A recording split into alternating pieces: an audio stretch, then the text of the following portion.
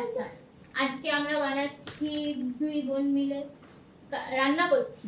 রবিবার আমারই দায়িত্ব থাকে রান্নার, কিন্তু আজকে আরেকজনকে নিয়ে নিয়েছি।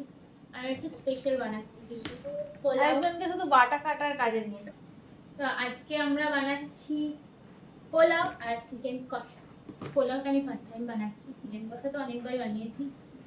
চলো বানানো যাক। আমি এখন ম্যারিনেট করতে যাচ্ছি সব।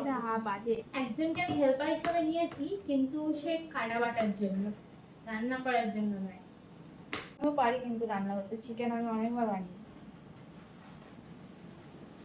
হ্যাঁ, ও ও রান্না করে কম আর জিজ্ঞেস করে বেশি, নুন দেবো?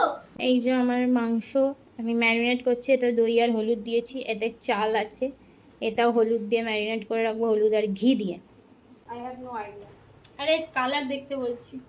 ঠিক আছে। আর এদিকে একজন বাটতে বসছে, আমরা আবার একটু মিক্সি থাকলেও স্টিলে বেটে রান্না করি। আমি দুটো জিনিস রান্নার বলছি, আমি দুটো জিনিস জোগাড়ে পারি না, সেটা হচ্ছে রুটি বেলা আর একটা হচ্ছে বটিতে সবজি কাটা। এই দুটো জিনিসে আমি অপা। এছাড়া সব পারি। আমি শিলে এখন মশলা বাটতেও শিখে গেছি।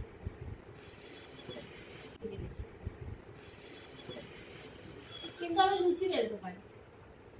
আমি জানি ফুচকা যেমন বানিয়েছিলাম, আমি পোলাও ওরকম হয়েছে। ফার্স্ট টাইম বানিয়েছি, একটু গলে গেছে, তাও মা যতটা জল দিতে বলেছে আমি ততটা দিয়েছি, তাহলে গলে গেলে সেটা আমার।